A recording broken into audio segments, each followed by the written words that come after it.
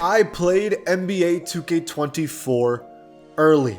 Quick disclaimer, I played a beta build, not the final version. I cannot talk about builds, I can't talk about park, rec, the mama moments until September 1st. The other disclaimer, they did not show me VC prices, VC earning, my NBA seasons, Pro-Am, and many important things that they left out of this basically demo. So if I don't mention something, it is because either A, it was not in the game yet, or B, I'm not allowed to tell you yet. Okay, without further ado, get pasa to the pack. It is Pack here.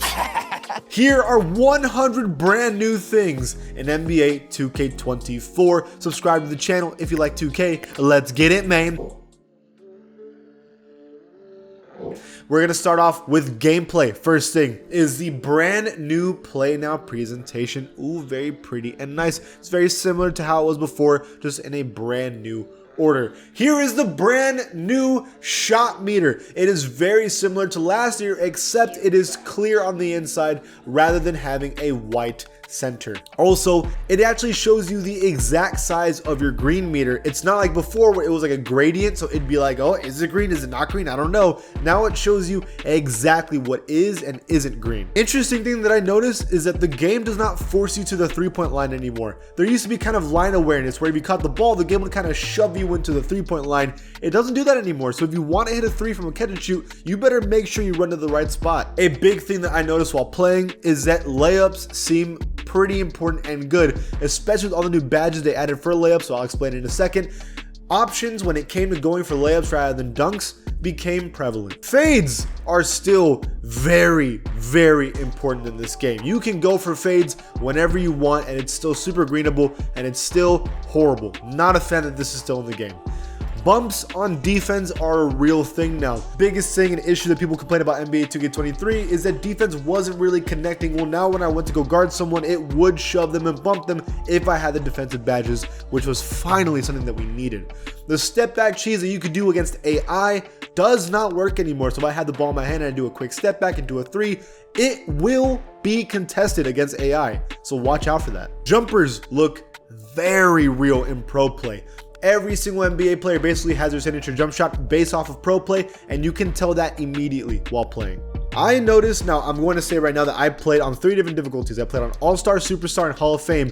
In all these game modes, I noticed that whites were going in. Not a lot, but they were going in. And in All-Star, some absurd whites were going in. I would completely miss the green window, and I was hitting contested shots. I know it's All-Star, but that's still really bad. There are brand new poster animations in NBA 2K24 that were really cool. I think Pro Play added a bunch of new animations, and these posters are a big example of that. There are brand new takeovers in the game. I do not have a list of all of them because I didn't have access to look at them, but I noticed when I got takeover, there was 2 specific ones. One was a finish line takeover, and the other one was a shooting takeover.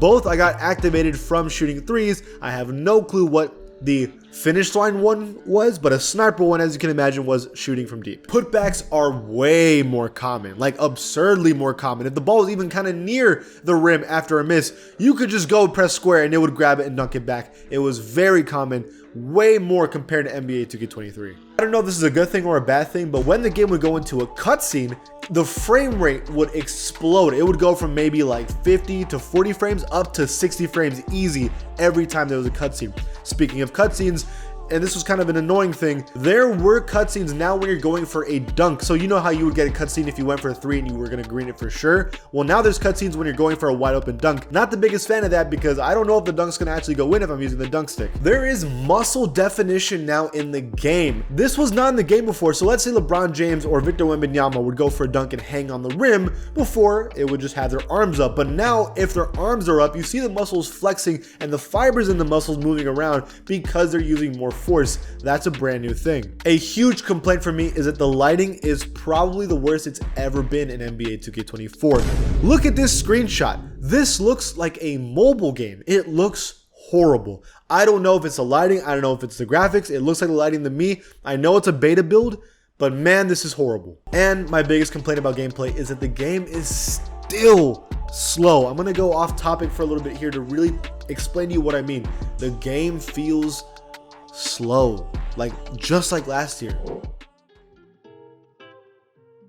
Now I'm going to talk about my experience specifically about pro play. So I played 2 games against Amdullah. He's also a 2K content creator. Check him out. Subscribe to his channel. He beat me both games. I'm a little salty about it, but they were fun games.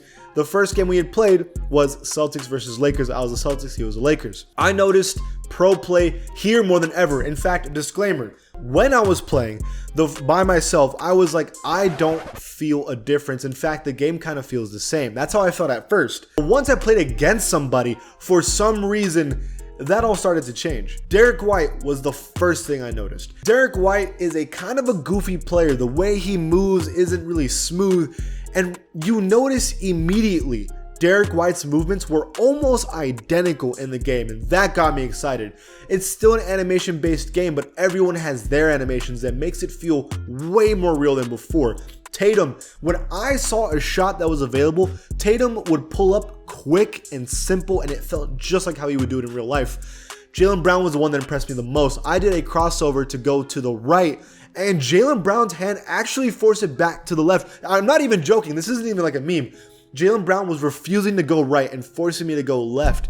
That was really cool. Al Horford, another example of this is that I felt confidence in NBA players. I know Al Horford can shoot threes at a high level, but when you play 2K, you don't think of Al Horford as this elite shooter. But for some reason, because I knew about Al Horford and I caught the ball with him, I was like, oh, I even said out loud, elite shooter. Dula laughed at me. He was like, oh, it's a brick, and I greened it. And I thought to myself, man, I would not have done that any other 2K game. Same way with Robert Williams. When I saw LeBron James going for a dunk, I was like, oh, Robert Williams is there. And I trusted him to get the stop, and he did. Another example of NBA players feeling exactly how they are in real life. Porzingis was unguardable in certain situations and pick and roll situations, and in the corner, it felt like he was unstoppable when he could use his height to his advantage. LeBron terrified me. I mean, every time Dula went for a dunk, I just knew it was gonna happen. Like I even called it out because like, oh, LeBron dunks those, and he would. I mean, it was exactly how he moved, how he would jump was all identical. It was a really cool experience.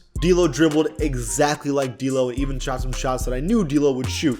These are all examples of pro play being very effective in this game mode. And although I'm saying all of this, and although I do think the pro play has beautiful things, I don't think pro play is this next generation absolute game-changing thing. I thought it was a nice visual addition and it was a cool thing.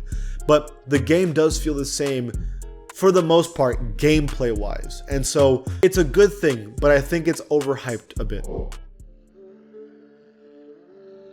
Now let's talk about player ratings. I was able to see every single team's NBA starting lineup and their ratings. Let's talk about every single team quickly.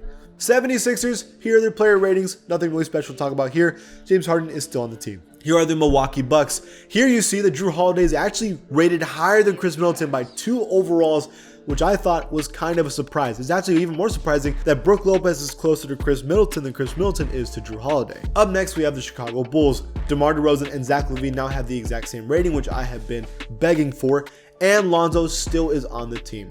The Cleveland Cavaliers, here's their ratings. Nothing really to talk about here. The Celtics are broken. Their entire lineup is not just 80 overalls, but plus 80 overalls. Porzingis really makes his lineups terrifying. The Clippers now look a lot more enjoyable to use now that Russell Westbrook is an 82 overall and everyone is healthy. The Grizzlies all have an 80 overall starting lineup, and it reminds you why they're always one of the better teams in the NBA. Here is the rating of the Hawks. Nothing really special or crazy here. The Miami Heat's ratings are actually really funny because they're so diverse. It actually is really impressive that this team made an NBA Finals looking at these ratings alone. And remember, Tyler Hero was injured. For the Hornets, there is no Bridges yet, but here's a team without Bridges. The Jazz were a shocker. The entire starting lineup is an 80 overall. The Kings now have Fox rated higher than Domantas Sabonis, and Keegan Murray is now tied with Kevin Huerter as the 3rd best player on the team. The Knicks are all 80 overall club members, which was a surprise.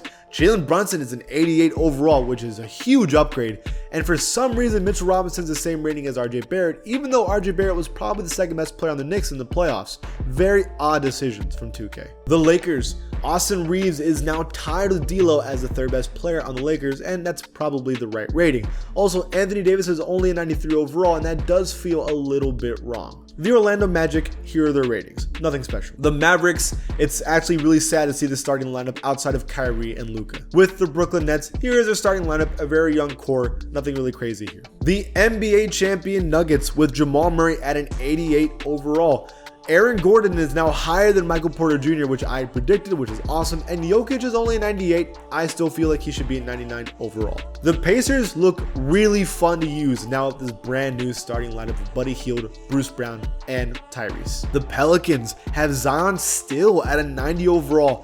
5 overalls higher than Ingram. Feels kind of disrespectful to Ingram. The Pistons, here is their ratings. Nothing to talk about with the Pistons. The Raptors, same thing here. Nothing special about these ratings at all. Here are the brand new looking Rockets. The ratings are actually lower than I thought they'd be, and this team isn't as exciting as I thought it was going to be. For the Spurs, kind of a controversial one. Vassell over Keldon Johnson is really odd of a decision, and Victor is way better than anyone else on the team. Very questionable ratings here.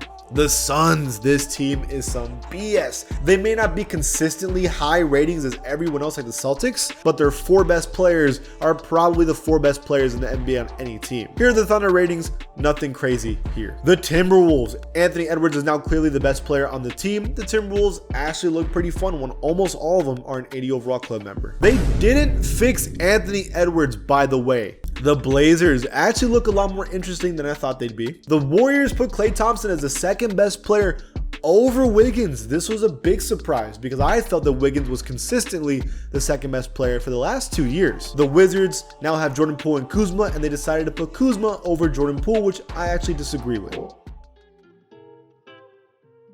Now let's talk about the brand new jerseys. Here are the new Suns jerseys, home and away. These are actually one of my favorite Suns jerseys they've ever done. And here are the brand new Kings jerseys, which I also believe are some of the best Kings jerseys I've ever seen. So, face scans. I'm going to apologize in saying that because I barely noticed any changes, I actually didn't go one by one every single team to check every single face scan. To be honest with you, there was too much to look at that I thought that was the least of my priorities. But I did notice in the mama moments that there was 3 significant changes that I noticed quickly. Chris Webber is back into the game and a brand new face scan. No, I did not have footage of that. I apologize. Same with Shaq. They finally fixed Shaq. Just letting you know now. I was not able to see classic teams, historic teams, or any of that. So I don't know if there's new teams or how they look because I wasn't able to see. Speaking of the Mama Challenge, I have a couple problems. First, there is no 81-point game, which is insane. I thought, they announced the challenges, so I thought that maybe I would get to see it there. No, there is no 81-point game, which is an insane decision. Also, there's no dunk contest. And there's a reason why I think this is bad, is because every single mama moment of the first 5 that I played felt the exact same. Score a bunch of points. This is way worse than the Jordan Challenge in my opinion. But something cool, there was a blowout feature that I thought was awesome. And I hope that this blowout feature is for every game mode. I had a lead of 60 points, a coach called a timeout, and they decided just to end the game. That's pretty cool. I hope that's for other game modes as well. I don't want to give you guys all 24 brand new badges because you can look that up anywhere and everyone's already talked about that. And let's just be real, half of those badges are just renamed badges that already existed. So this is what I'm going to do. I'm going to give you 9 badges that were popping up all the time and in my opinion were all broken.